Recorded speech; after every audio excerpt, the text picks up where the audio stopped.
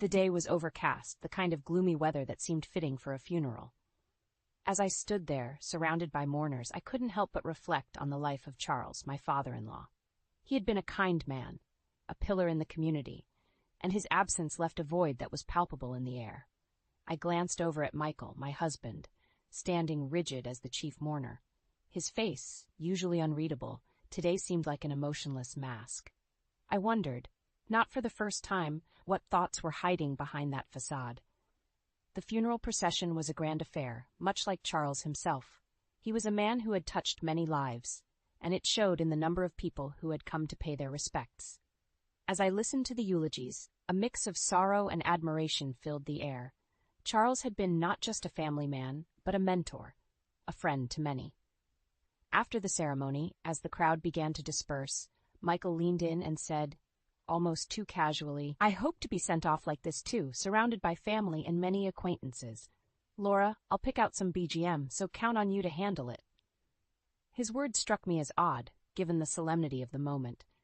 It was typical of Michael to think about himself even in the face of his father's death.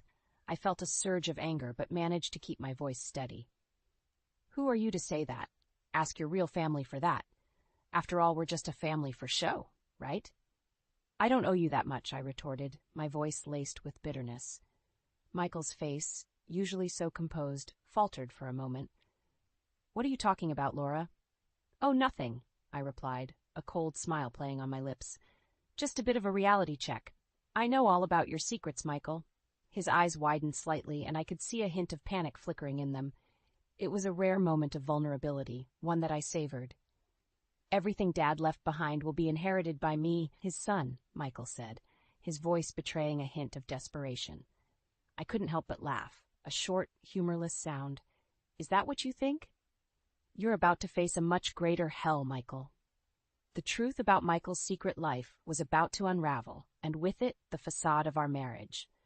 I knew that the coming days would be tumultuous, but I was ready to see Michael get what he deserved.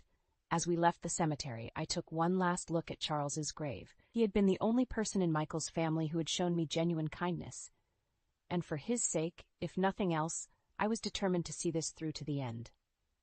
The past few years with Michael flashed before my eyes as I sat in our quiet, almost desolate living room. I remembered the hesitant joy I felt when we decided to marry. I was 25 then, young and perhaps a bit naive.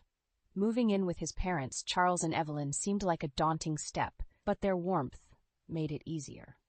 I had quit my job at 28, hoping to start a family and support Charles, whose health was declining. Life had a semblance of normalcy then, with the occasional laughter and the routine challenges of a young wife. But the signs were there, subtle at first, like the ripples before a storm. Michael's late nights at work, the weekend trips he claimed were for business, and the ever-growing distance between us. One night, as Michael slept, his phone buzzed incessantly. Driven by a suspicion I couldn't shake off, I checked it. The texts were from a woman named Sophia, filled with intimate words and plans for their next rendezvous. My heart pounded in my chest, a mix of anger, betrayal, and sorrow flooding through me. The next morning, over breakfast, I decided to confront him. "Michael, who's Sophia?" I asked, my voice deceptively calm. He choked on his coffee, coughing. "What? Who's Sophia?" "Don't play dumb. I saw the messages. Who is she?" I pressed, my voice rising. Michael's face hardened. "It's nothing. Just work stuff. You're being paranoid." I slammed my hand on the table, causing our son Alex to look up from his cereal. "Don't lie to me, Michael. I read the messages. They were anything but work stuff." He glared at me, his eyes cold. "You had no right to go through my phone. That's a violation of my privacy." "Privacy? Is that what you call cheating on your wife?" I spat back, feeling a bitter taste in my mouth. Michael stood up abruptly, his chair scraping against the floor. "I don't have to explain myself to you. You're just a housewife. What would you know?" I felt a sting at his words, but I held my ground. "A housewife who's been keeping your home, raising your son while you gallivant around with some mistress. I deserve better than this, Michael." He snorted. "You deserve better? You're lucky to have me. Without me, you're nothing." His words cut deep, but they also ignited a fire within me. I knew then that our marriage was beyond salvaging. It was time for Michael to face the consequences of his actions. The tension in the house was palpable after the breakfast confrontation. Michael had left in a huff, and I was left to ponder my next move. It was clear that our marriage was a sham, a facade that I could no longer maintain. The evidence of Michael's affair was not just a betrayal, it was the catalyst for a much-needed change. I decided to take action, starting with a call to Evelyn, who had always been more of a mother to me than a mother-in-law. "Evelyn, we need to talk. It's about Michael," I began, my voice steady despite the turmoil inside. "What's wrong, dear?" Evelyn's voice was laced with concern. "It's Michael. He's having an affair," I said bluntly, the words tasting bitter. There was a pause on the other end, a heavy silence that spoke volumes. I had my suspicions, but I didn't want to believe it. Evelyn finally replied, her voice tinged with sadness. "We agreed to meet in person to discuss everything. I knew this was just the beginning of a long and difficult journey." Later that day, Michael returned home, his demeanor one of forced nonchalance. "So, have you calmed down now?" he asked, a mocking tone in his voice. I looked at him, my resolve hardening. "Calm? No, Michael. I'm far from calm. I've decided what to do next." "And what's that?" he asked, a smirk playing on his lips. "I want a divorce, Michael. I can't be part of this lie anymore," I stated, my voice unwavering. Michael's smirk disappeared, replaced by a look of disbelief. "Divorce? You think you can just decide that on your own?" "It's not just my decision. Your actions made it inevitable," I countered. He laughed, a cold, harsh sound. "You think you can survive without me? You're nothing but a housewife, Laura. You have no idea how the world works." "That may be, but I'd rather face the world alone than live another day in this sham of a marriage. And I'll make sure everyone knows exactly what kind of man you are," I retorted, the words fueled by years of pent-up frustration and hurt. Michael's face turned red with anger. "You wouldn't dare." "Oh, I would. And I will," I said, a sense of empowerment rising within me. This was the tipping point, the moment when the facade crumbled and the battle lines were drawn. I was ready to fight for my dignity, for my son's future. Michael had underestimated me for far too long. It was time for him to face the consequences of his actions. In the days following my declaration, the house became a battleground of icy silences and sharp exchanges. Michael's arrogance was palpable, but I was undeterred. Armed with the evidence of his infidelity, I started to plan my next moves. Evelyn was my rock during this time. She, too, was disillusioned with her son's actions. "I never raised him to be this way," she confessed during one of our many late-night talks. "Charles would have been devastated to see what Michael has become." I nodded, feeling a mix of anger and sadness. "We'll get through this, Evelyn. We'll make sure he doesn't get away with it." My first step was to meet with the lawyer Charles had introduced me to years ago. He was an old family friend and was appalled by Michael's behavior. "We'll make sure he pays for this," he assured me, his eyes steely. We started by cutting Michael off from Charles's inheritance. The will was clear, and with Charles's recent amendments, Michael's entitlement was reduced to a pittance. This hit him hard. He had always assumed he would inherit a significant sum, and the reality of his situation was a bitter pill to swallow. The news of his affair and his subsequent disinheritance spread like wildfire. I made sure of it. His reputation, both within our social circles and at his workplace, began to crumble. The smug, confident man I had married was now a shadow of his former self, his arrogance replaced by a desperate, almost pitiable, need to salvage his image. But I didn't stop there. "You won't get a penny in alimony," I told him during one of our confrontations, "and I'll make sure everyone knows exactly what kind of man you are." Michael's response was a mix of anger and disbelief. "You can't do this to me. I'm your husband." "You were my husband," I corrected him coldly. "Now, you're just a man who betrayed his family." Evelyn supported me every step of the way. We became a united front against Michael, a team determined to see justice served. And as the legal proceedings began, it became clear that Michael was fighting a losing battle. His attempts to turn the tide were feeble and easily countered. The evidence against him was overwhelming, and his pleas fell on deaf ears. He was a man undone, his actions catching up to him in the most spectacular of ways. As I watched him flounder, a part of me felt vindicated. This was the karma he deserved. But there was no joy in it. only a deep sense of sorrow for what could have been and a determination to build a better future for Alex and myself. The finality of the divorce proceedings brought a sense of closure, yet the aftermath was anything but simple. Michael, stripped of his inheritance and his dignity, was a mere shadow of the man he once was. His downfall was not just legal and financial, it was a total collapse of the facade he had built around himself. Evelyn and I watched as Michael's world unraveled. He had lost his job, a consequence of the scandal and his tarnished reputation. His once lavish lifestyle was now a distant memory, replaced by mounting debts and a stark reality that he had never prepared for. One evening, as I sat with Evelyn in the living room, a sense of peace settled over me. "We did it, Evelyn. We showed him he couldn't just walk over us," I said, a small smile on my lips. Evelyn nodded, her eyes reflecting a mix of sadness and strength. "Yes, we did. Charles would have been proud of you, Laura. You stood up for yourself and Alex." Speaking of Michael, she continued, "I never imagined my own son would end up like this. But he made his choices, and now he has to live with them." Michael's attempts to cling to his old life were futile. He moved in with his mistress, but their relationship was strained, built on lies and false promises. The news of their struggles reached us through the grapevine, tales of arguments and an impending eviction due to unpaid rent. Meanwhile, I focused on rebuilding my life with Alex. He was my priority, my beacon of hope in the midst of the chaos that had engulfed our lives. I found a part-time job, a modest but honest way to contribute to our household and provide for my son. Evelyn was a constant source of support, her wisdom and experience guiding me through the toughest of times. Together, we created a new normal, one where the pain of the past was a memory, not a daily burden. One day I received a call from Michael's mistress. Her voice was laced with desperation. "Laura, please, can you help us? Michael, he's lost everything. We have nothing." I listened, feeling a mixture of pity and resolve.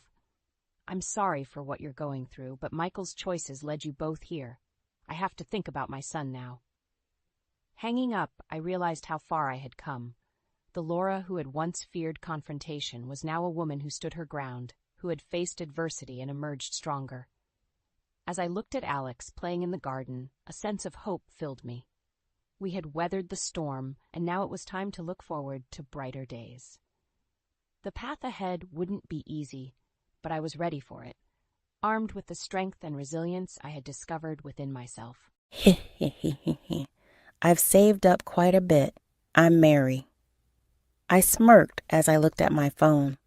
I just turned 29, married for 2 years and working full-time. Even though my co-workers think it's creepy, I can't stop smiling because finally, we're close to saving enough for our dream home. The bank balance displayed on my phone was near the goal. My husband John, whom I married after dating at work, and I don't have kids yet.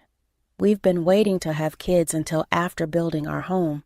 I wanted to enjoy being single a bit longer, but John, being in his mid-30s, insisted. So we married when I was 27. Though we're in different departments, working at the same company as John feels awkward. Changing jobs would mean a pay cut, so I kept working. Now, we're one step away from buying our house. It's been a long journey. No major issues with John. Work is fine and savings are growing. Living a typical life. Marriage, work, saving for a home. I thought this ordinary life was my greatest happiness. But life isn't always smooth sailing. The main issue in our marriage is my in-laws. After work, I return to our small apartment. It's cramped for 2, but we need to save for our house. The moment I open the door and see the shoes, my fatigue doubles. Oh no, she's here again. I sigh deeply inside. I'm home. Welcome back. You're late. The one who replied wasn't John. It was my mother-in-law, sitting heavily on our tiny sofa. Good evening. Why do you always come home at this hour? My in-laws live 3 subway stops away. Not far, but close enough, so my mother-in-law frequently visits our place. What about John's dinner when you come home so late? She always says something like this. No words of sympathy for my late work hours, just complaints. Sorry, work piled up. I'll prepare dinner right away. John is home early, even though you work at the same company. Aren't you an efficient marriage, though? We work at the same company. Our departments are entirely different. John's department rarely requires overtime, but his pay is low. My department is crucial to the company, filled with important tasks requiring overtime, but the pay is the highest in the company. I wish John would explain this, but his pride stops him. Now he's just sipping tea silently, being a dual-income household. John could help with the housework a bit more, yet John adamantly does nothing. No shopping, laundry, cleaning, or cooking. When I get home, he's either watching TV or on his phone, unaware. My meal keeps making snide comments. We already ate dinner with John. What? You already ate? Delicious steak. I treated John to a nice meal. I see the restaurant name startled. It's an expensive place. I was shocked but resigned since my meal paid. As I headed to the kitchen to make my own dinner, then my MIL stops me. Mary, I need a favor. I had a bad feeling. We're short this month. Can you help? Of course. My MIL often asks for money. This is ridiculous. She went to an expensive steak restaurant, right? Didn't you ask for money last month too? Despite being tight on money, I gave you $300 then, and before that too, and the time before that, and the time before that. Wanting to retort, I forced a smile. Sorry, we're also struggling this month. Aren't you helping your mill? What a cold deal. Who's really cold here? Not helping at home, leaving your wife alone to eat steak. Your son is the cold one. Finally, John spoke up. Mary, you're so stingy. Help Mom a little. But we're really tight this month. Oh well, Mom, I'll help you. Sighing, John took out his wallet and handed her $500. John, you're such a good boy, my pride and joy, unlike Mary. My MIL glared at me as I stood speechless and headed for the door. As she left, she turned to glare again. John, if you ever want to divorce this money-hungry wife, come back anytime. I'll think about it. She slammed the door. What was that? I turned to see John on the couch with his phone. I confronted him. Why did you give her $500? Use it for our household. I had a reason for saying this, though. John pays rent, that's all. Utilities, food, and miscellaneous expenses. I pay for everything simply because John refuses to pay. I pay rent. You want more? You're so greedy. He always refuses to pay more. I pay for everything else, including the phone in your hand. Of course you make more, but just a little more than you. We're scraping by with living expenses and saving. Oh, you can save, then you're fine. Hand it over. John reacted to my mention of savings and extended his hand. What's this for? I'm broke after giving Mom $500. Give me some cash. Are you kidding me? John keeps all the money for himself except for the rent. Yet every month he tells me he's short on cash. He always says men have to entertain clients and socialize. So I've reluctantly given him money before, but today I'm not giving in so easily. If I give you money, it's like giving it to your mom. Why should I pay for you and your mom's dinners?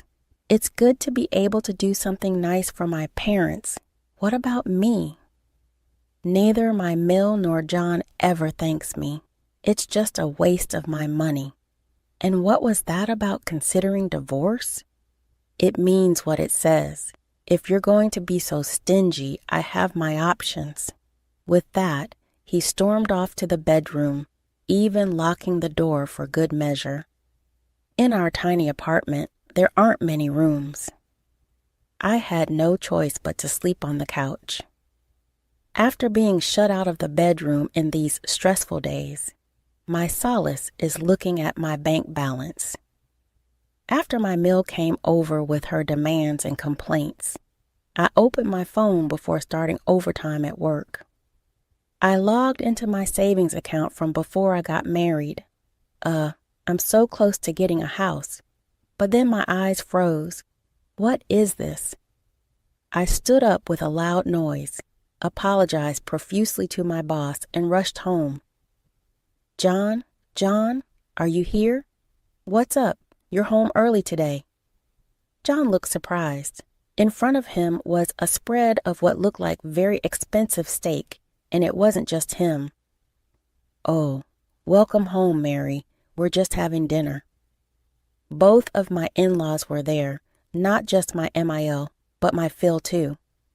What on earth is going on? What are you doing? We're eating steak, want some? Mary steak? Where did you get the money for this? Oh, we had a little windfall. John and my in-laws looked uneasy as I cornered them, refusing to let them escape. I grabbed John by the collar, and he reluctantly handed me something. It was the bank card for the account I had just checked online. What do you mean? How did you withdraw this money? I guessed your PIN and it worked. That's not the point. What made you think you could take my money without asking? The money I had been saving diligently since before I got married had been nearly wiped out without any remorse.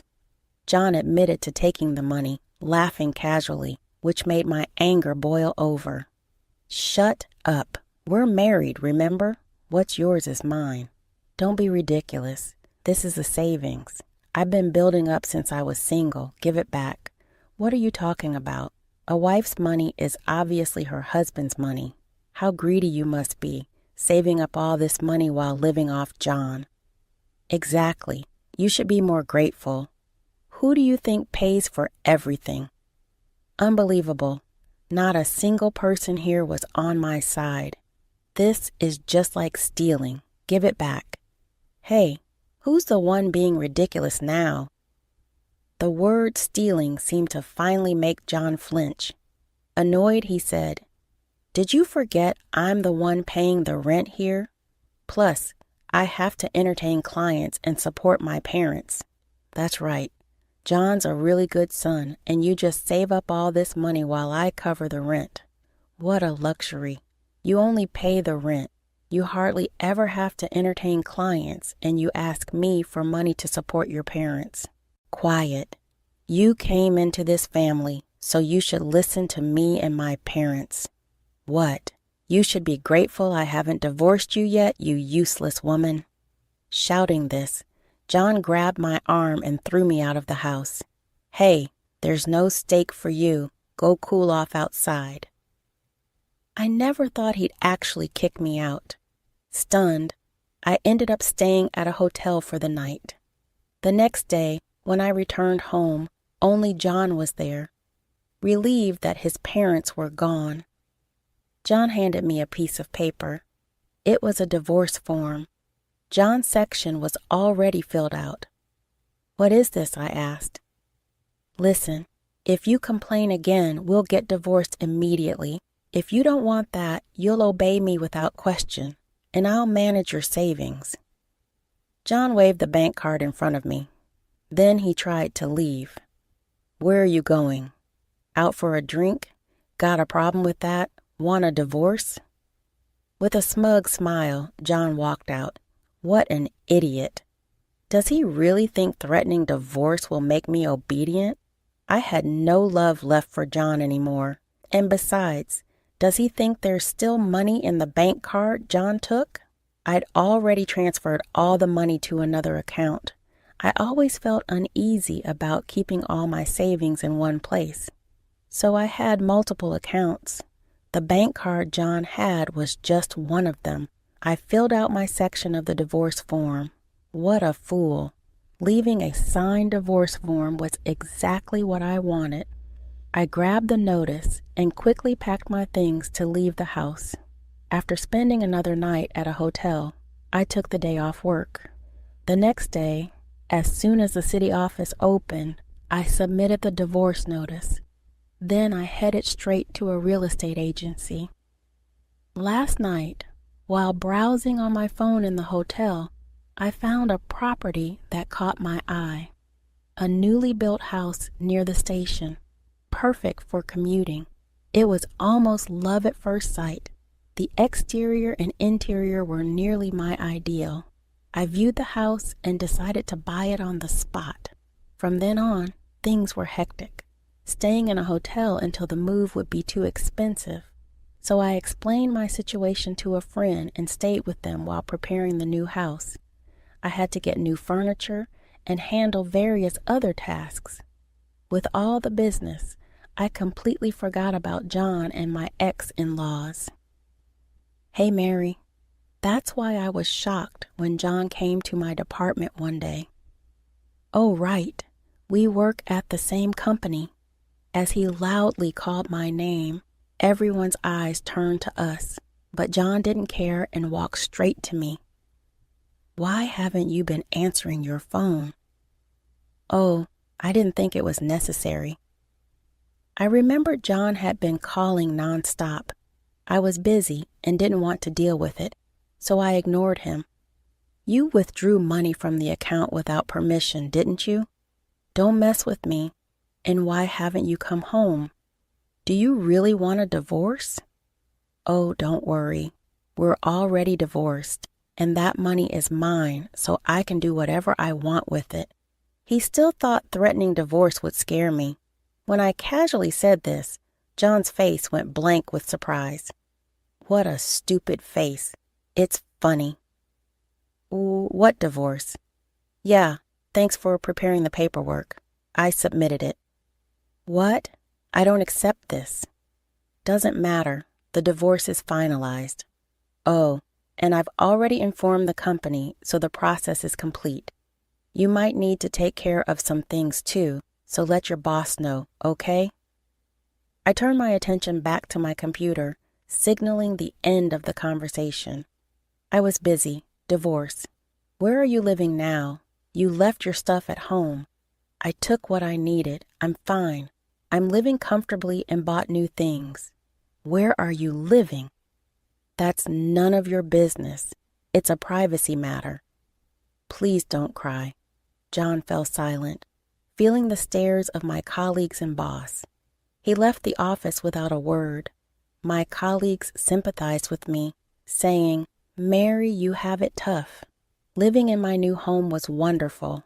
The smell of a new house was incomparable, and it was spacious and comfortable. But since I had just moved in, there were still many things I needed. Today, I was expecting the delivery of some appliances I bought online. Just then, the intercom rang. Oh, it's here, I thought, and opened the door. I immediately regretted it. I cursed myself for not checking the intercom first. Standing outside was my ex-Mill. I was so surprised I blurted it out. Right behind her was my ex-Phil, and behind them was John. It's been a while, Mary. I'm coming in. Oh, wait just a second. Ignoring my attempt to stop her, my ex-Mill barged into the house, inspecting the place as if appraising it.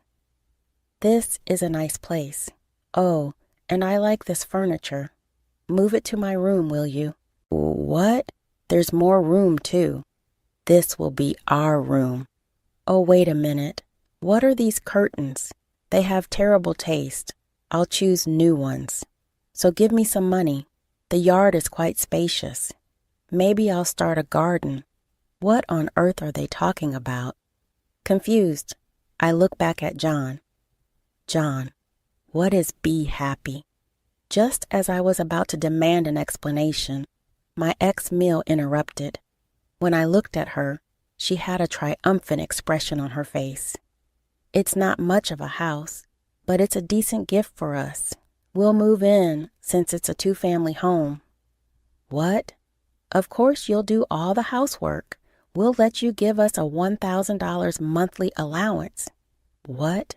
What are they even saying? Are they aliens? I tilted my head in confusion. What do you even mean? I'm single now. My ex-mill looked shocked. I was surprised too. John, you didn't tell them? I don't accept it, John shouted. But the divorce was already finalized, whether he accepted it or not. We were complete strangers now. When I said that, my ex-mill turned pale. What are you doing? Are you abandoning us? My parents live in the countryside. I'm planning to bring them here soon. Don't be ridiculous. This house is ours. No, it's mine. What is she talking about? I bought this house with my savings and it's in my name. Then where are we supposed to live? That's not my problem.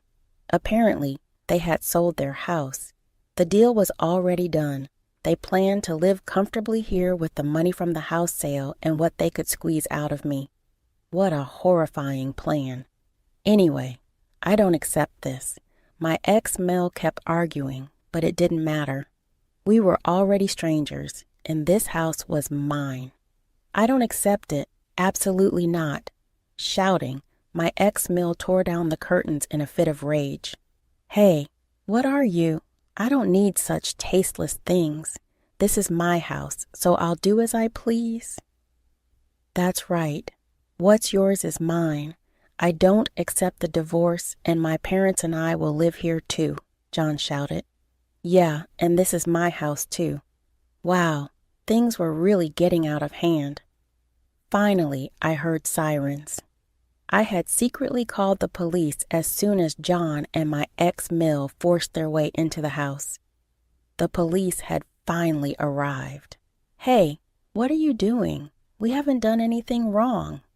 Yes, if you're taking someone, it should be this woman. The three of them protested loudly, but it didn't matter. Entering someone else's house without permission is trespassing, and breaking someone else's property is vandalism. Apparently, these people didn't understand that. After a lot of shouting, they weren't arrested but were taken away by the police. It had been a completely chaotic day. Later on, even after being released by the police, John came back several times, demanding we get back together. He even started bothering me at work. So I reported it to my boss, who gave him a stern warning. Word about him using his wife's savings and barging into her new home spread around the office, and John was ostracized by everyone, leading him to quit his job. He seemed to have a breakdown and struggled to find new employment. My ex-in-laws, having sold their house, moved into the cheap apartment where John and I used to live. The old, poorly maintained house didn't sell for much. The three of them would have to scrape by on that money in the cramped apartment. Finally freed from everything, I now live a comfortable and carefree life in my new home. I asked my parents from the countryside if they wanted to live with me, but they said they weren't ready to move yet. So for now, I enjoy living alone. If I find a good partner, I might consider remarrying, but I'm in no rush. For now, I want to get a dog, something I couldn't do in the apartment. I also want to try gardening and have friends over for home parties. Looking at the blue sky from the window, I thought to myself, I want to continue to live happily by doing things that I have not been able to do before. This is the tale of how my life was turned upside down twice, and my name is Barbara. I suppose I ought to begin at the beginning. In a little suburban town, I was born to Mark and Lisa Smith, who were kind and caring parents. Mom was a nurse, while Dad was a journalist. Although we were poor, we were content. Up until the age of 12, my life was rather typical. At that point, everything altered. My folks were traveling home after a dinner party on a soggy Tuesday night.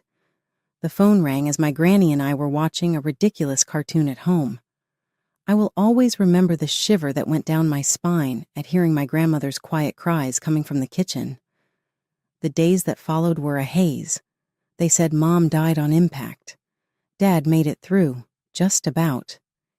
He was a shadow of the man I knew when I saw him in the hospital at last. He couldn't walk again, according to the doctor, because his legs were crushed. He croaked, "Barbara," and reached for my hand. "Dear, I'm really sorry. I truly apologize." I didn't know why he was expressing regret. He wasn't at blame.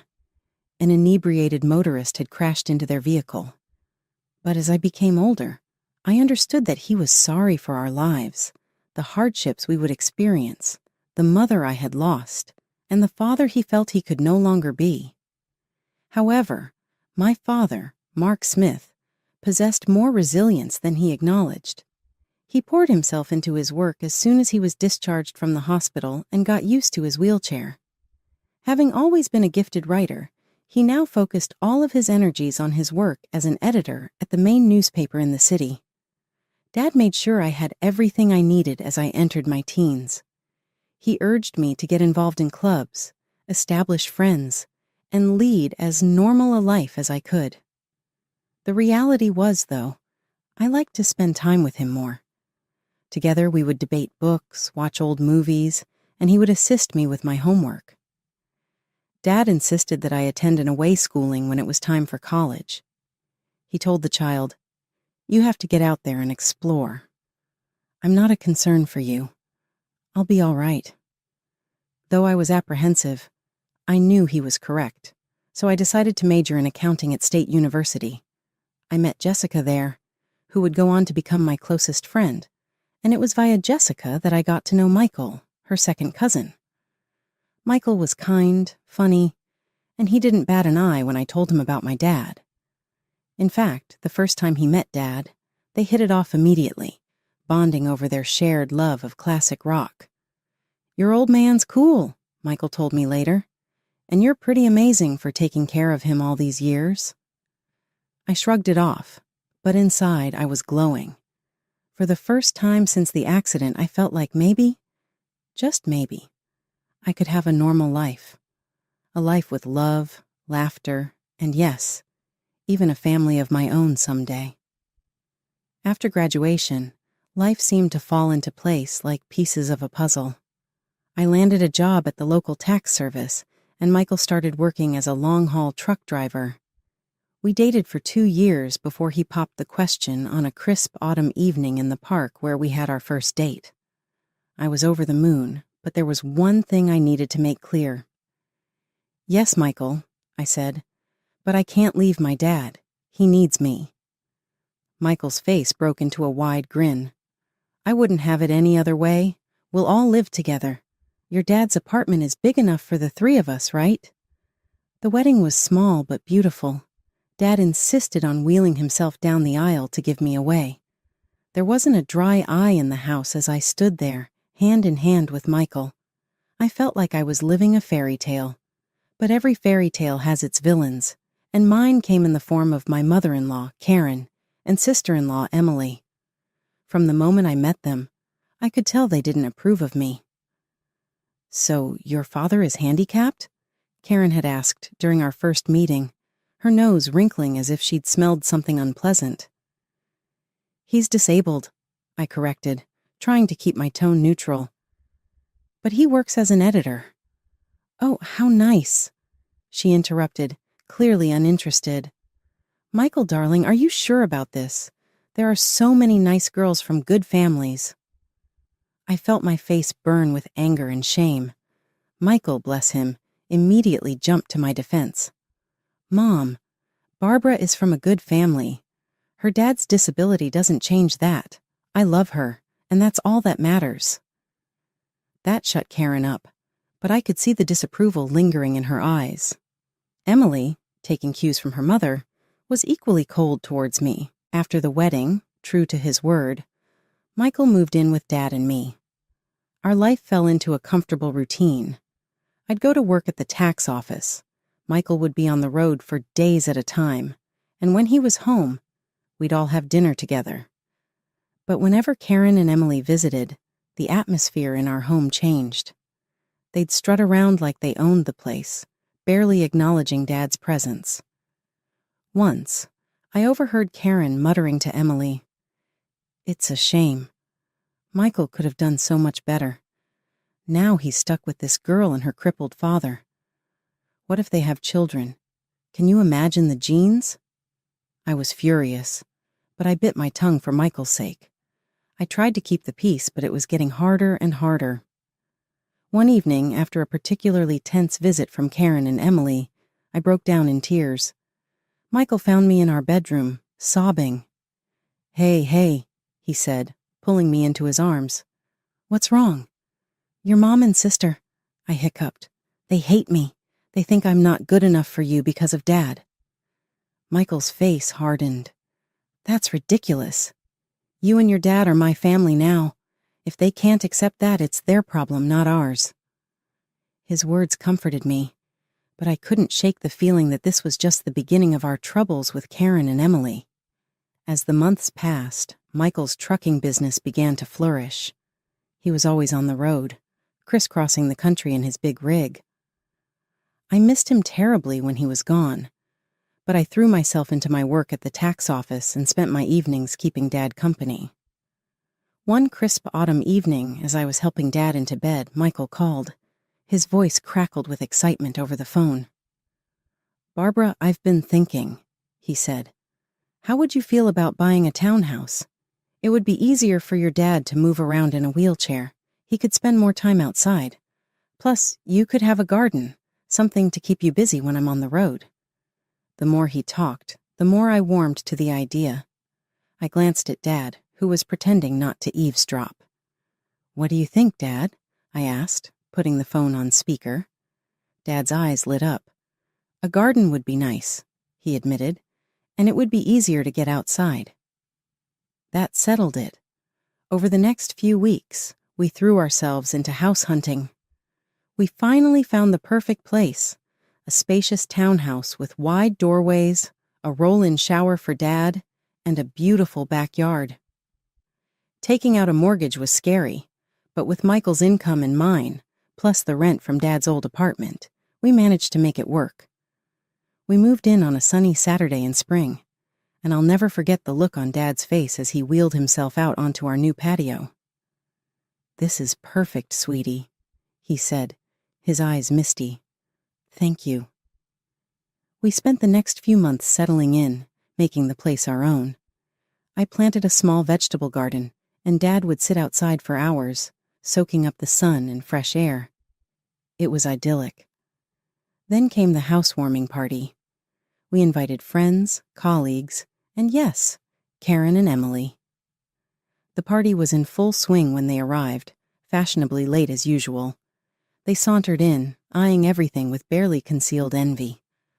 As we moved through the house, I could see the wheels turning in Karen's head. When we reached the master bedroom, she turned to me with a sly smile. You know, Barbara, she said, her voice low, this would be perfect for Michael and me. Why don't you send your father to a nursing home? Then I could move in here.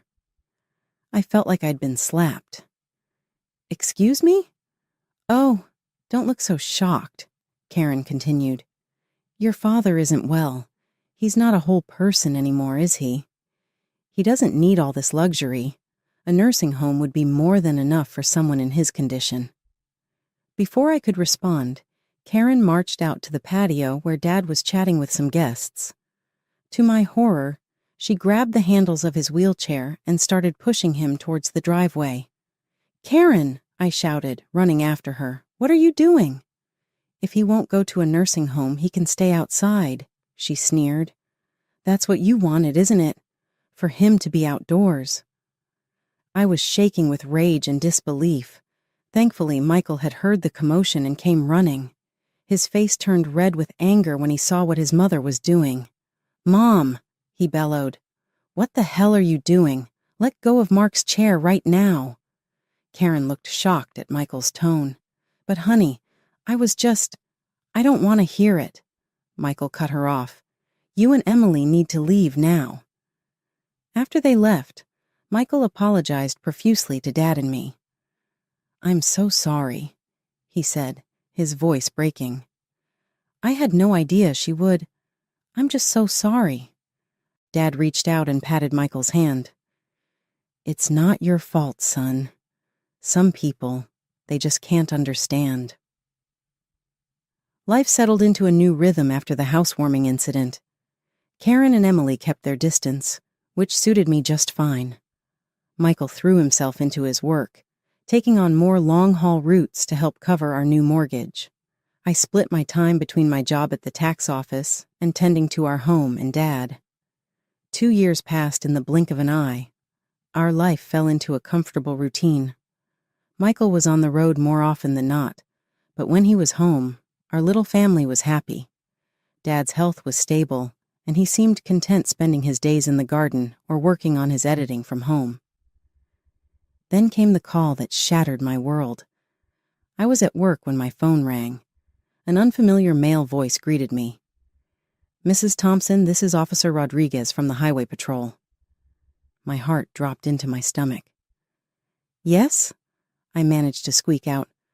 "I'm sorry to inform you that your husband, Michael Thompson, has been in a serious accident." The rest of the conversation was a blur. Words like head-on collision and didn't make it floated around me, but I couldn't process them. It wasn't until I heard myself thanking the officer and hanging up that reality began to sink in. Michael was gone.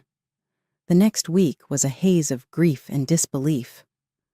I moved through the motions of planning the funeral like a robot, barely able to comprehend what was happening. The day before the funeral, I steeled myself and called Karen. I thought she deserved to hear about her son's death from me, not from some impersonal newspaper obituary. "Hello?" Karen's sharp voice answered. "Karen, it's Barbara," I said, my voice trembling. It's about Michael. He's gone. There was an accident." There was silence on the other end of the line. Then, to my shock, Karen's voice came back dripping with venom. "This is your fault," she hissed. "You forced him to work so hard, driving that truck to pay for your fancy house. You killed my son." I was stunned. "Karen, that's not—" "Save it," she snapped. "I expect you to give him the best funeral money can buy, but don't expect a penny from us. You made your bed, now lie in it." The line went dead. I stood there, phone in hand, tears streaming down my face. How could she be so cruel? How could she blame me for this? The day of Michael's funeral dawned gray and drizzly, matching my mood perfectly. The church was packed. Michael had been well liked in the community, and it seemed like half the town had turned out to pay their respects. After the service, as people filed past to offer their condolences, I was struck by the absence of Michael's mother and sister. They hadn't even bothered to show up to their own son and brother's funeral. Dad reached out and squeezed my hand. "They're lost, sweetie. We're family, and we'll get through this together." As we pulled into our driveway, something seemed off. The lights were on in the house, which was strange because I was sure I'd turned everything off before we left. "Did you leave any lights on, Dad?" I asked, frowning. He shook his head. "No, I don't think so." As we got closer, I could see movement inside the house. My heart started racing. Were we being robbed on the day of Michael's funeral, no less? I helped Dad out of the car and into his wheelchair, my mind racing. Should I call the police? But as we approached the front door, I heard familiar voices inside. My blood ran cold as I recognized them. I pushed open the door to find Karen and Emily in our living room, surrounded by boxes and pieces of furniture. "What the hell is going on here?" I demanded, my grief momentarily forgotten in the face of this outrageous intrusion. Karen turned to me, her face a mask of false sympathy. "Oh, Barbara, dear, we're just helping you pack up. After all, you can't possibly afford to keep this place now that Michael's gone." I was speechless. Emily chimed in, her voice sickeningly sweet. "Don't worry. You can go back to your father's apartment. It's cozy." I could feel the rage building inside me. "Get out," I said, my voice low and dangerous. "Get out of my house right now." Karen had the audacity to look offended. "This house belongs to us now. All of Michael's property does. We're his family, after all." "Like hell you are," I exploded. "Where were you today, at his funeral? Oh, that's right. You couldn't be bothered to show up." Karen waved her hand dismissively. "We were busy making arrangements. Now be a good girl and start packing. We'll meet you out by tomorrow." I couldn't believe what I was hearing. These women hadn't shed a tear for Michael, hadn't even attended his funeral, and now they were trying to kick us out of our home. "I'm calling the police," I said, pulling out my phone. Karen and Emily exchanged worried glances. They clearly hadn't expected me to fight back. "Now, Barbara," Karen began, but I cut her off. "No. You have exactly 5 minutes to get out of my house before I call the cops. This is my home. Michael and I bought it together. You have no right to be here." Maybe it was the steel in my voice or the fire in my eyes. But Karen and Emily finally seemed to realize they'd gone too far. They gathered their things and left, but not before Karen turned to me with a sneer. "This isn't over, Barbara. You'll be hearing from our lawyers." The days following Michael's funeral were a blur of grief, anxiety, and paperwork. I threw myself into sorting out Michael's affairs, partly to keep busy, and partly out of fear that Karen and Emily would try to swoop in and take what wasn't theirs. A week after the funeral, I received a call from a local law firm. My heart raced as I answered, fearing it was Karen making good on her threat of legal action. "Mrs. Thompson?" A crisp, professional voice asked. "This is James Anderson from Anderson & Partners. I'm calling regarding your late husband's will." I felt a glimmer of hope. "His will?" I didn't know he had one. "Yes, ma'am. Mr. Thompson came to see us about 6 months ago. He asked that we contact you in the event of his passing." I scheduled an appointment for the next day, my mind reeling. Why hadn't Michael told me about this? What did it mean? The next morning, I wheeled Dad into Mr. Anderson's office.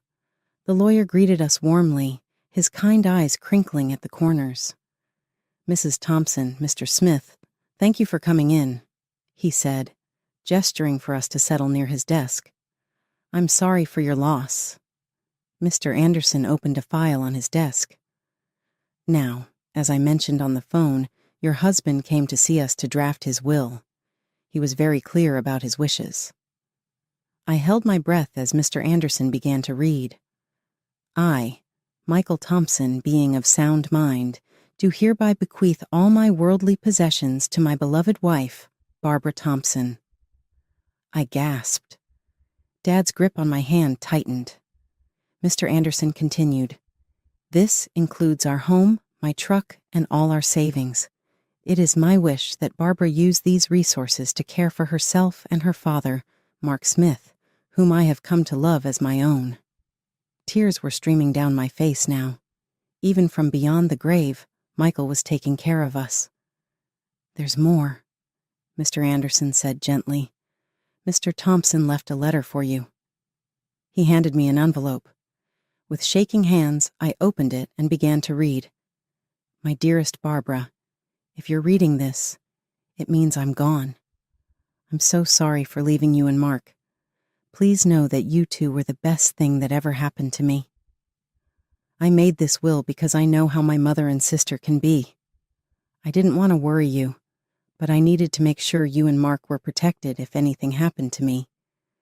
You're my real family, Barbara. You and Mark, not them. Take care of each other. Live your lives to the fullest, and know that I'll always be watching over you. All my love, Michael." I clutched the letter to my chest, sobbing. Dad was crying too, his weathered hand patting my arm. Mr. Anderson gave us a moment before speaking again. "Mrs. Thompson, there's one more thing. Your husband's truck was insured. Given the circumstances of the accident, the insurance company will be paying out the full value of the policy." I looked up, sniffling. "What does that mean?" "It means," Mr. Anderson said with a small smile, "that you'll be receiving a substantial sum, enough to pay off your mortgage and then some." As we left the lawyer's office, I felt like a weight had been lifted from my shoulders. We were going to be okay. Michael had made sure of it. As we pulled into our driveway, I noticed a familiar car parked on the street. My heart sank as I recognized Karen's sleek sedan. "Oh no," I muttered. "What now?" Sure enough, Karen and Emily were waiting on our front porch. But this time, I wasn't afraid. I had Michael's letter in my pocket and the strength of his love in my heart. "Barbara," Karen began as we approached, her voice sickly sweet, "we need to talk about Michael's estate." I stood tall, looking her straight in the eye. "No, Karen, we don't. Michael left everything to me. It's all legal and official. And do you want to know why? Because we were his real family, not you. Now please leave. You're trespassing on my property." For once, Karen was speechless. Emily tugged at her arm, whispering urgently. With one last venomous glare, they got in their car and drove away. The weeks following our meeting with the lawyer were a whirlwind of activity. I threw myself into settling Michael's affairs, grateful for the distraction from my grief. The insurance payout came through, and true to Mr. Anderson's word, it was enough to pay off our mortgage with plenty left over. One afternoon, as I was going through Michael's desk, I came across a small notebook. Here, IOUs. I opened it and found pages filled with his messy scrawl. It was a journal of sorts, filled with his thoughts and plans for our future. "Thinking about starting a college fund for our future kids," one entry read. "Want to make sure they have the best start in life." My heart clenched. We had talked about having children someday, but had decided to wait until we were more financially stable. Now, reading Michael's private hopes and dreams, I felt a fresh wave of grief wash over me. "Oh, Michael," I whispered, clutching the notebook to my chest. "We had so many plans."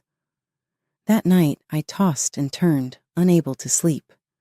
My mind kept drifting to the journal, to the future we'd never have.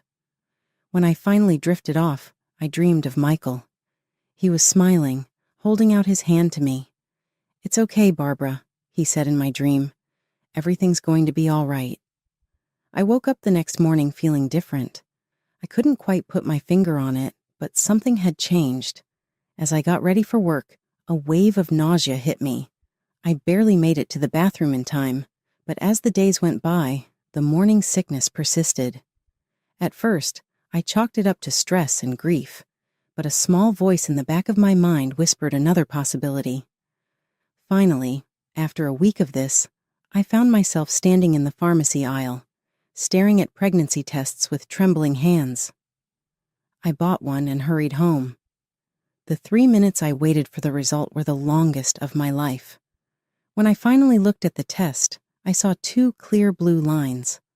I sank to the bathroom floor, a mix of emotions overwhelming me. Joy, fear, grief, hope. They all swirled together in a dizzying cocktail. "Barbara?" Dad's voice came through the door. "Everything okay in there?" I opened the door, tears streaming down my face. Dad's expression immediately changed from concern to alarm. "What's wrong, sweetie?" he asked. I held up the test, my hand shaking. "I'm pregnant, Dad."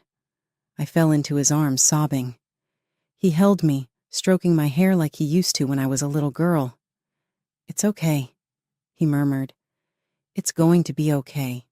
You're not alone, Barbara, and this baby is a gift, a piece of Michael that will live on." His words struck a chord in me.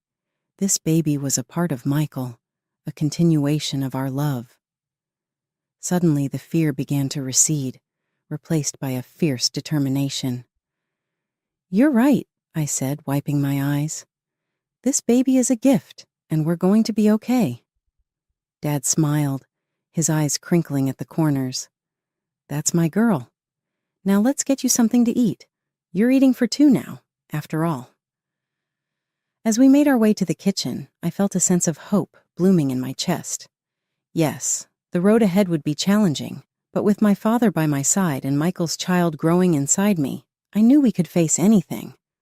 As my belly grew with our child, I found strength I never knew I had. Dad was my rock, always there with a kind word or a helping hand. We settled into a new routine, just the two of us, eagerly anticipating the arrival of the newest member of our little family. One sunny afternoon, as I was tending to the garden Dad and I had planted together, I heard a car pull up. My heart sank as I recognized Karen's sedan. What could they possibly want now? I made my way to the front of the house, one hand instinctively cradling my swollen belly. Karen and Emily stood on our porch, looking comfortable and slightly desperate. "Barbara," Karen began, her voice lacking its usual sharpness. We need to talk to you." I raised an eyebrow but said nothing, waiting for her to continue. Emily chimed in, her eyes darting around nervously. "We've hit some hard times. We were wondering if we could stay in your father's old apartment just until we get back on our feet." I couldn't believe what I was hearing. After everything they'd put us through, they had the audacity to ask for more? Saying in a calm yet forceful voice, "I'm sorry. That isn't achievable. I would like to stop talking to you." Karen's shocked and disgusted expression twisted as her narrowed eyes landed on my growing tummy. She spit out, You're pregnant? Yet? You tiny whore.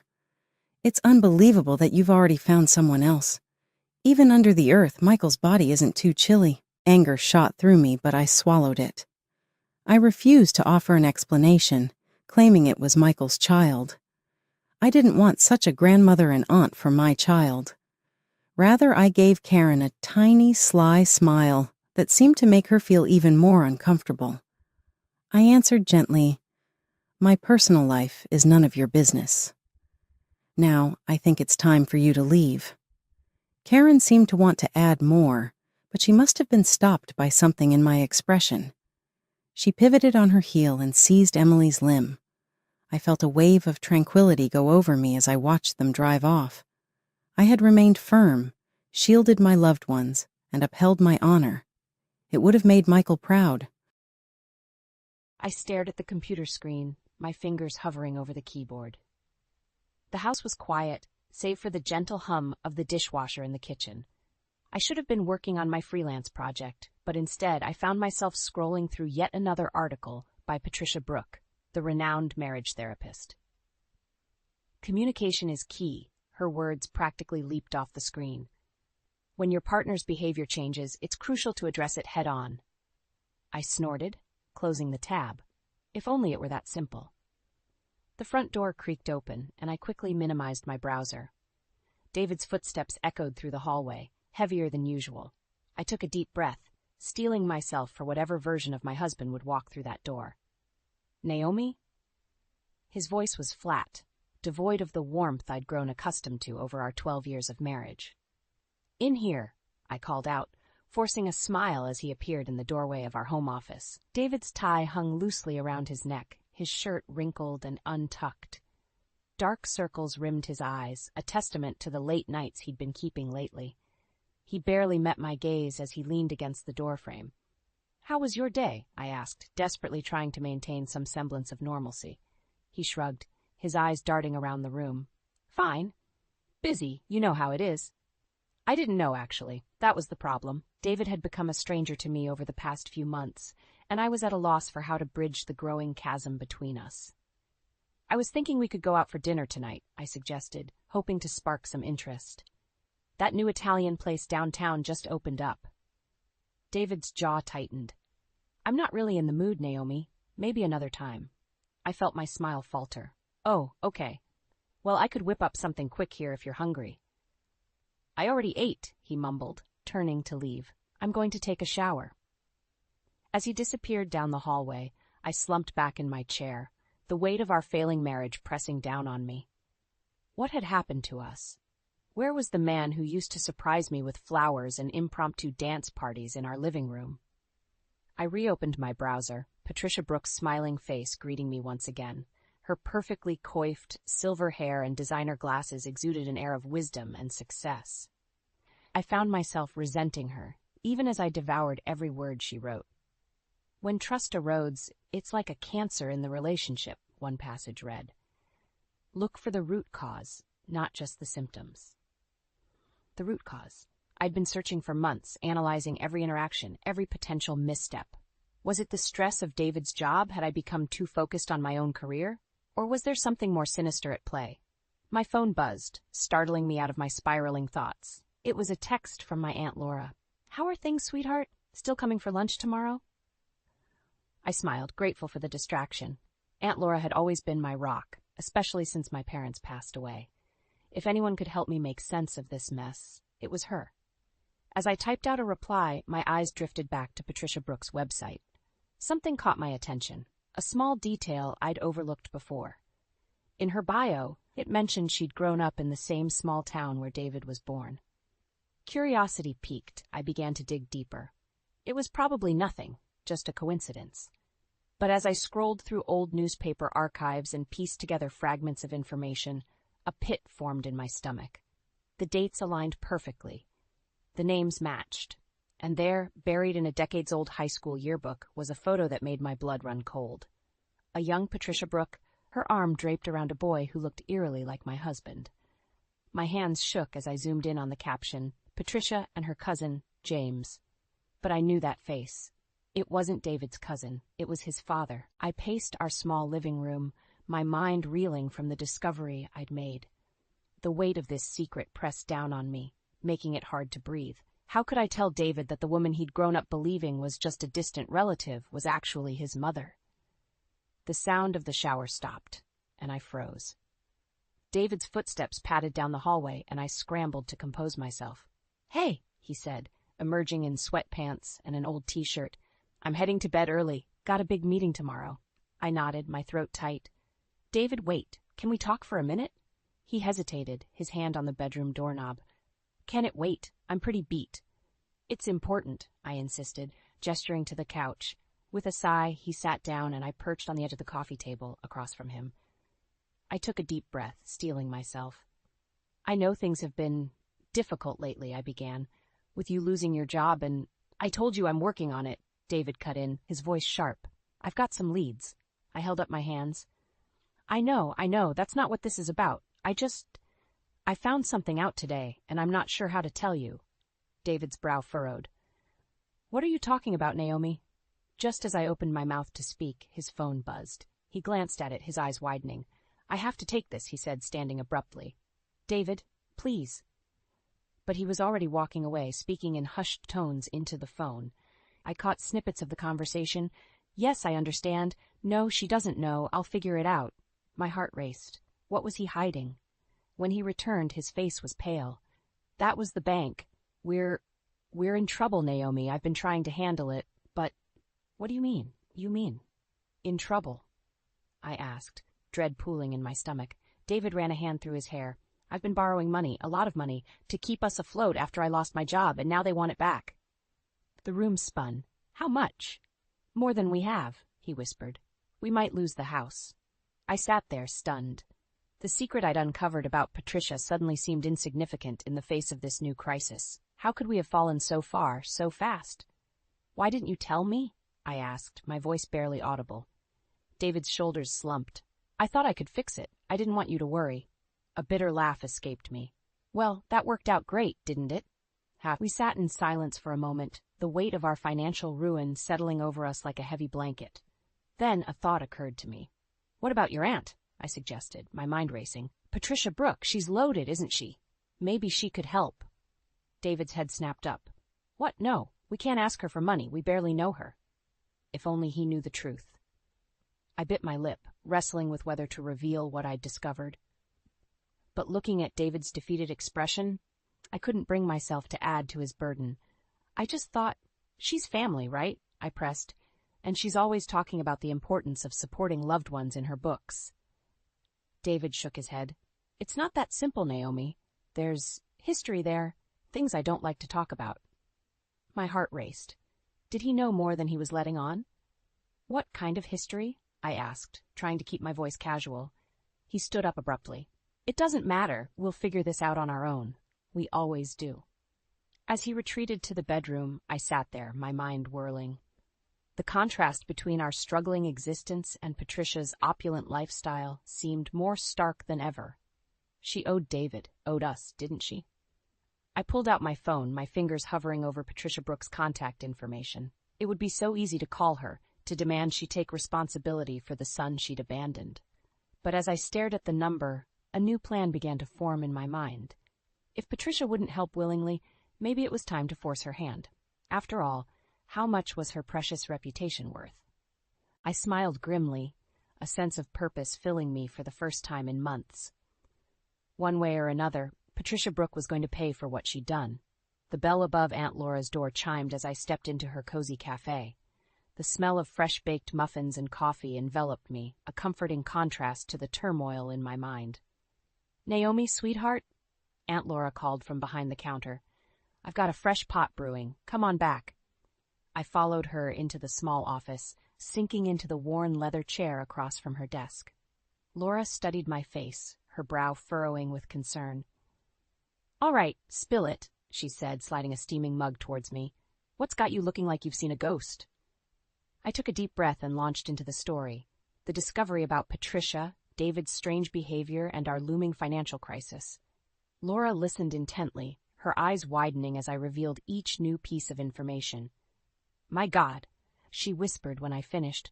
"That woman has some nerve, prancing around giving marriage advice when she abandoned her own child." I nodded, gripping my mug tightly. "I don't know what to do, Aunt Laura. David's falling apart, and I'm terrified we're going to lose everything. And all the while, Patricia's living it up in her mansion, probably laughing at us." Laura's eyes narrowed. "Oh, I don't think so. Not on my watch." She leaned forward, a determined glint in her eye. "We're going to pay Miss High and Mighty a little visit." "What? No, we can't just—" "We absolutely can," Laura interrupted. "That woman owes David, and you, big time. It's high time she faced the music." Before I could protest further, Laura was grabbing her purse and ushering me out the door. We climbed into her beat-up Volvo, and I gave her Patricia's address with a mix of trepidation and excitement. As we drove through increasingly affluent neighborhoods, my anger grew. How dare Patricia live like this while her son struggled? The contrast between her world and ours was stark, a physical representation of the injustice of it all. We pulled up to a sprawling estate, complete with manicured lawns and a fountain in the circular driveway. Laura let out a low whistle. Well, looks like abandoning your child pays pretty well these days." We marched up to the ornate front door, and I hesitated for just a moment before ringing the bell. The sound echoed through the house, and I held my breath. The door swung open, revealing Patricia Brooks herself. She was even more polished in person, perfectly coiffed silver hair, designer outfit, not a wrinkle in sight. Her eyes widened in surprise. "Can I help you?" she asked, her voice cool and professional. I straightened my spine. "Hello, Patricia. I'm Naomi, David's wife." The color drained from her face. I'm not sure I understand. How did you—" "Oh, I think you understand perfectly," Laura cut in, pushing past Patricia into the foyer. "We're here to talk about the son you abandoned." Patricia's composure cracked. She glanced around nervously before ushering us into a lavish sitting room. "Please, keep your voices down," she hissed. "My housekeeper." "Your housekeeper is the least of your worries right now," I snapped. "Do you have any idea what David's going through? What we're going through?" Patricia sank into an armchair, her carefully constructed facade crumbling. I was so young when I had him. I thought I was doing the right thing, giving him up for adoption." "And what about now?" Laura demanded. "You're sitting pretty while your son is about to lose everything." Patricia's head snapped up. "What do you mean, lose everything?" I hesitated, realizing I'd revealed more than I intended. But as I looked around at the opulent room, at the life Patricia had built on the back of her abandoned child, my resolve hardened. "David lost his job," I said, my voice steady. "We're in serious financial trouble. We might lose our home." Patricia's eyes filled with tears. "I had no idea. I want to help. Please, let me make this right." For a moment, hope flared in my chest. But then I remembered the years of silence, the secrets, the pain etched on David's face. "It's not that simple," I said, standing up. "You can't just throw money at this and make it go away. David deserves to know the truth." Patricia's face hardened. "No, Absolutely not. It would destroy him and my career. I'll help financially, but David can never know about this.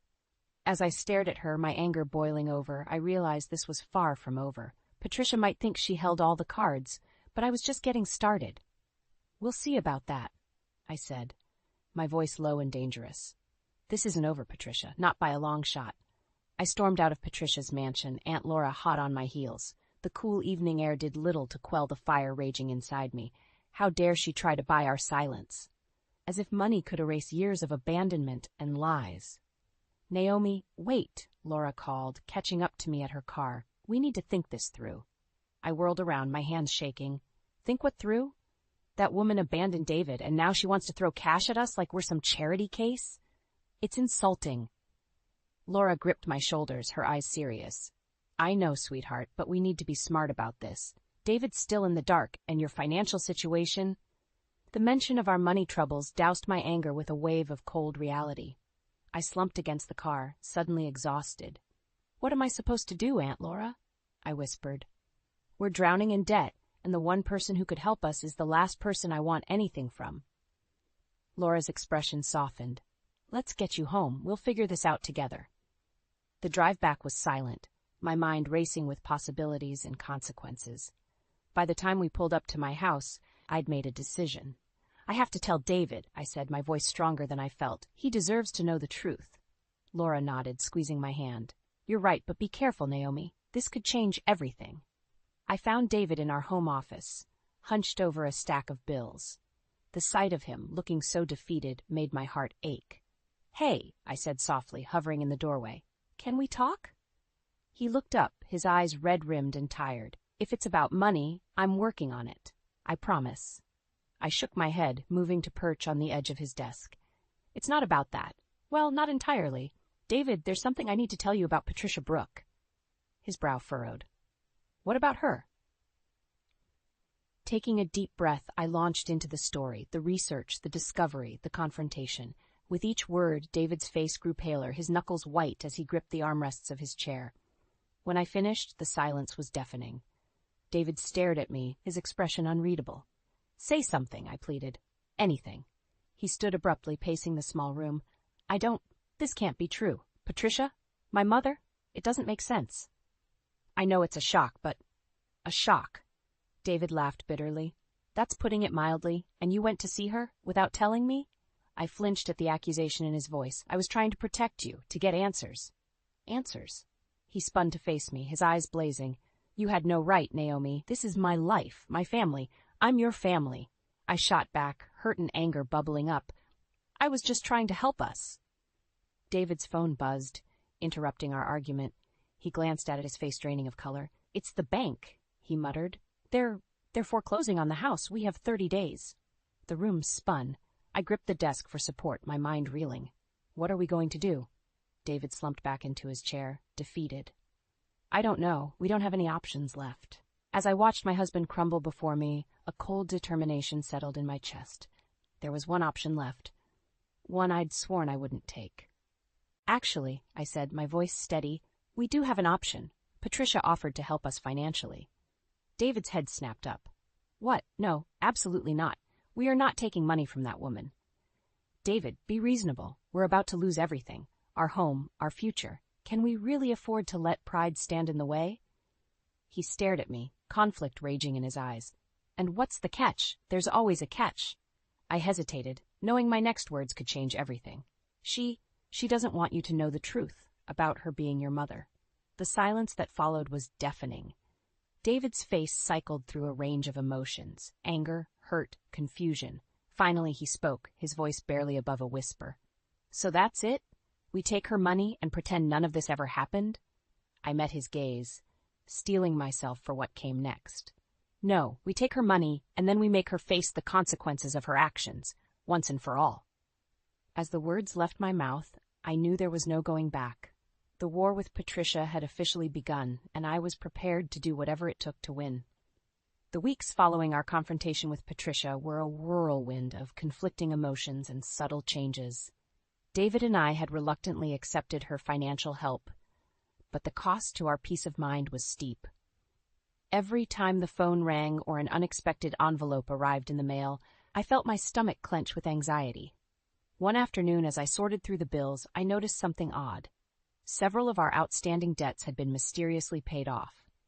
At first, I thought it was a mistake, but as I dug deeper, I realized the truth.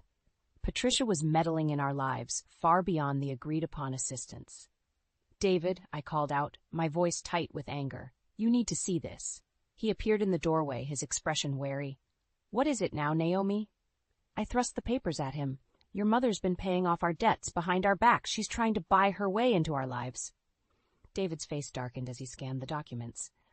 I can't believe she'd go this far." "Can't you?" I shot back. "She's been manipulating situations her entire life. Why stop now?" Before David could respond, his phone buzzed. He glanced at it, his eyebrows shooting up in surprise. "It's my boss. He wants me to come in for a meeting tomorrow. Faust says there might be an opportunity for me to get my old job back." My heart sank. "Let me guess. Patricia had something to do with this too?" David's silence was all the confirmation I needed. I watched as he struggled with the conflicting emotions playing across his face, gratitude warring with resentment, hope battling pride. "We can't keep living like this," I said softly. "She's pushing us into the role of helpless victims in our own lives. Don't you see? She gets to play the savior while keeping her precious secret intact." David slumped onto the couch, running a hand through his hair. "What choice do we have, Naomi? We were drowning. At least now we have a chance." I sat beside him, taking his hand in mine. "But at what cost? Our self-respect? Our independence? There has to be another way." As we sat there, the weight of our situation pressing down on us, an idea began to form in my mind. It was risky, potentially disastrous, but it might be our only chance to regain control. "What if," I said slowly, "we turn the tables on Patricia, use her own tactics against her?" David looked at me, confusion etched on his face. "What do you mean?" I stood up, pacing as the plan took shape. "She's so desperate to keep her secret, right? To maintain her perfect image. What if we create a situation where she has no choice but to reveal the truth herself?" "Naomi, that's crazy. We can't—" "Just hear me out," I interrupted. Karsnap, "We engineer a crisis, a big one, something that would force Patricia to choose between her secret and watching you suffer. She'd have to come clean or risk losing you forever." David's eyes widened as he grasped the implications. "You're talking about manipulating my own mother, about lying and scheming. How does that make us any better than her?" His words stung, but I pressed on.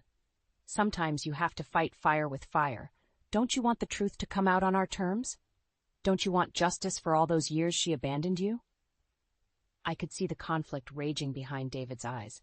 Part of him was horrified by the idea, but another part, the part that had been hurt and betrayed, was intrigued. "I don't know, Naomi," he said finally. "This is a dangerous game you're proposing." I knelt in front of him, taking his hands in mine. "I know it is, but think about it. Really think. Do we want to spend the rest of our lives beholden to Patricia, always wondering when the other shoe will drop? Or do we take control of our own destiny?" David was quiet for a long moment, his gaze fixed on our intertwined hands. When he looked up, there was a new resolve in his eyes. "Okay," he said softly. "Tell me more about this plan of yours." As I began to outline my strategy, a mix of excitement and trepidation coursed through me. We were about to embark on a dangerous path, one that could either save us or destroy everything we held dear. But as I looked at David, seeing the spark of determination in his eyes, I knew we had no choice. It was time to beat Patricia at her own game. My hands shook as I dialed Patricia's number, adrenaline coursing through my veins. This was it, the moment our entire plan hinged on. One false move, and everything would crumble. "Patricia Brooks speaking," her crisp voice answered. I took a deep breath, channeling every ounce of desperation I could muster. "Patricia, it's Naomi. We need your help. It's David." There was a pause on the other end. "What's happened? Is he all right?" "No," I choked out, tears coming easily as I thought about the very real possibility of losing everything. "He's in the hospital. There was an accident at work, and we can't afford the treatment he needs." Patricia's sharp intake of breath was audible. "What do you mean? I thought I'd taken care of your financial troubles." I launched into the story we'd carefully crafted, a tale of mounting medical bills, experimental treatments, and a ticking clock. With each word, I could hear Patricia's resolve crumbling. "I'll wire you the money immediately," she said, her voice tight with concern. "It's not just about the money anymore," I pressed, my heart racing. "David's asking questions about his past, about his family medical history. The doctors need information, and I don't know what to tell him." The silence that followed was deafening. I held my breath, praying our gambit would work. "I'll be there in an hour," Patricia said finally, her voice barely above a whisper. As I hung up, I caught David's eye across the room. He nodded grimly, and we set our plan in motion. An hour later, we sat in a private hospital room we'd managed to secure for our ruse. David lay in the bed, looking pale and drawn, the result of hours of careful makeup and preparation. When Patricia burst through the door, her usual composure was nowhere to be seen. Her eyes were wild, her silver hair disheveled. "David," she breathed, rushing to his bedside. "My God, I had no idea it was this bad." David's eyes flickered open, confusion etched on his face. "Aunt Patricia, what are you doing here?" Patricia hesitated, glancing at me. I steeled myself, knowing this was the moment of truth. "David," I said softly, "there's something you need to know. About Patricia, about your past." "Naomi, don't," Patricia warned, her voice low and dangerous. But I pressed on, recounting the story of our discovery, watching as David's face cycled through shock, anger, and disbelief. "Is this true?" he demanded, turning to Patricia. Are you my mother?" The room fell silent, the weight of decades of secrets hanging in the air. Patricia's shoulders slumped, defeat written across her face. "Yes," she whispered. "It's true. I'm so sorry, David. I never meant for you to find out like this." What happened next was a blur of raised voices and accusations. David miraculously recovered from his illness, confronted Patricia about years of abandonment and lies. Patricia, torn between defending herself and begging for forgiveness, crumbled under the weight of her own deceptions. As I watched them, a sick feeling grew in the pit of my stomach. This was what I wanted, wasn't it? Patricia exposed, David finally knowing the truth. So why did it feel so hollow? "You," Patricia spat, turning on me with fury in her eyes. "You orchestrated all of this. The accident, the medical emergency. It was all a lie, wasn't it?" I lifted my chin, meeting her gaze. Sometimes you have to fight fire with fire. But as I said the words, I saw the hurt and betrayal in David's eyes, not just directed at Patricia, but at me as well. "Both of you," he said, his voice low and dangerous. "You've both been lying to me, manipulating me. I don't know who to trust anymore." As David stormed out of the room, leaving Patricia and me in stunned silence, I realized the true cost of our revenge. In our quest for justice, we'd shattered the very foundations of trust our family was built on. And as I stood there, caught between a shattered Patricia and the echoing absence of my husband, I wondered if this victory was worth the price we'd paid. The hospital corridor stretched before me, endless and cold. I ran, my footsteps echoing off the sterile walls, desperately searching for David. My elaborate plan, my thirst for justice, it all seemed so foolish now. "David!" I called out, ignoring the disapproving glances from nurses and patients. "David, please!" I rounded a corner and froze. There he was, slumped in a chair in the hospital's small chapel, his head in his hands. The sight of him, so broken and vulnerable, made my heart ache. "David," I whispered, approaching slowly. "I'm so sorry. I never meant for it to go this far." He looked up, his eyes red-rimmed and filled with a pain I'd never seen before. "Didn't you, Naomi? Wasn't this exactly what you wanted?" His words stung, but I couldn't deny the truth in them. I sank into the chair beside him, the weight of my actions pressing down on me. "I thought I was doing the right thing," I said softly. "I thought you deserved to know the truth about Patricia." David laughed bitterly. "The truth? What truth? That my mother abandoned me? That my wife has been lying to me for months? That my entire life is built on secrets and manipulation?" Each word was like a knife to my heart. I reached for his hand, but he pulled away. "David, please, let me explain." "Explain what?" he snapped, standing abruptly. "How you and Patricia have been playing me like a puppet, how you both claim to love me, but you've done nothing but lie and scheme." I stood too, desperation clawing at my throat. "That's not fair. Patricia was the one who abandoned you, who kept this secret for decades. I was just trying to protect you." "Protect me?" David's voice rose, echoing off the chapel walls. By creating an elaborate hoax? By making me think I was dying? Do you have any idea what that felt like? Tears streamed down my face as the full impact of my actions hit me. I'm sorry, I choked out. I'm so sorry. I couldn't stand seeing Patricia waltz into our lives, acting like she had any right to be there. After everything we've been through, after all the struggles we've faced. David's expression softened slightly, but the hurt in his eyes remained. I understand why you did it, Naomi, but that doesn't make it right. You should have trusted me with the truth from the beginning. Before I could respond, the chapel door burst open. Patricia stood there, her usual poise shattered, mascara streaking down her face. David, please, she begged. Let me explain. There's so much you don't know. David's face hardened again.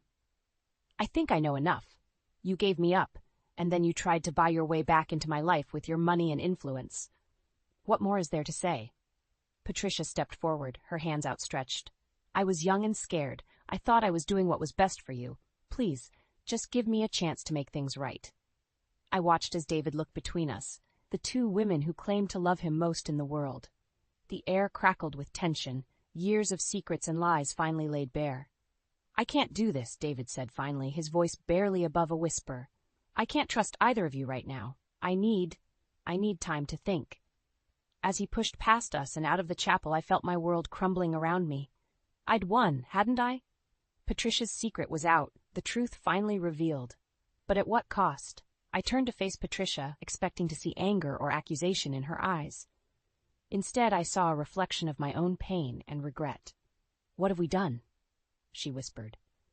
In that moment, standing in the silent chapel with my husband's long-lost mother, I realized the true magnitude of our actions. We'd both claimed to be acting out of love, but our selfish desires and need for control had torn apart the very person we were trying to protect. As the weight of our choices settled over us, I knew that the real battle was just beginning. Somehow, we had to find a way to rebuild the trust we'd shattered, if David would ever let us back into his life again. The days following the hospital confrontation blurred together in a haze of sleepless nights and unanswered calls. David had disappeared, leaving Patricia and me to stew in the mess we'd created. It wasn't until a week later that I received a text. Meet me at the park, 2 p.m., both of you. My heart raced as I approached the bench where David sat, his face unreadable. Patricia arrived moments later, her usual polished appearance replaced by dark circles and disheveled hair.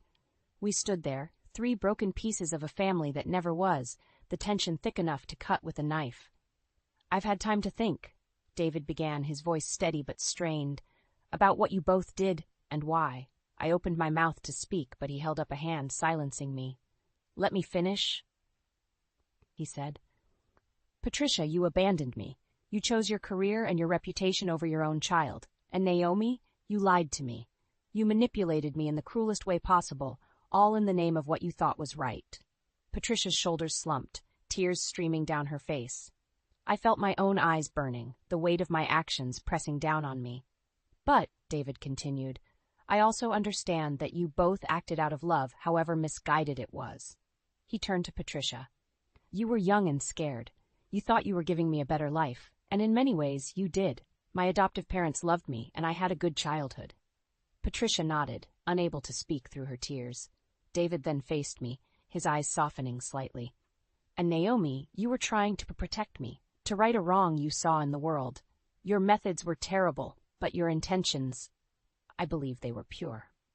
I felt a glimmer of hope, but David wasn't finished. The thing is, he said, his voice breaking slightly, I don't know if I can ever fully trust either of you again. You've both shown that you're willing to lie and manipulate to get what you want, even if you believe it's for my benefit. The silence that followed was deafening. I watched as David struggled with his next words, the pain evident on his face. But, he said finally, I'm willing to try, to rebuild, if you both are. Patricia stepped forward, her hand outstretched. David, I know I can never make up for the years I lost with you. But if you'll let me, I want to be a part of your life now. No more secrets, no more lies. David hesitated for a moment before taking her hand. It won't be easy, he warned. We have a lot of lost time to make up for. Then he turned to me, and I felt my heart stop. "Naomi," he said softly, "can you promise me no more schemes, no more hidden agendas, just us?" I nodded, tears flowing freely now. "I promise, David. I'm so sorry for everything. I love you, and I want to make this right." He pulled me into a tight embrace, and for a moment I felt like I could breathe again. As we stood there in the park, the three of us linked by blood and choice, I realized that this wasn't an ending, but a beginning. We had a long road ahead of us, filled with therapy sessions, difficult conversations, and the slow rebuilding of trust. But as I looked at David, his face etched with both pain and hope, I knew it was a journey worth taking. The lines between revenge and justice, between right and wrong, had blurred beyond recognition. In the end, all we had left was the truth, messy, complicated, and painfully real. "So," David said, a hint of his old smile tugging at his lips, "where do we go from here?" I squeezed his hand, feeling Patricia's tentative touch on my shoulder. "Forward," I said, "together." As we walked out of the park, the afternoon sun warming our faces, I felt a weight lift from my shoulders. The road ahead would be difficult, but for the first time in months, I felt a glimmer of hope. We had weathered the storm of secrets and lies, and though we were battered and bruised, we had emerged on the other side, not unscathed but unbroken. The future was uncertain, but one thing was clear. Our family, in all its messy, complicated glory, would face it together.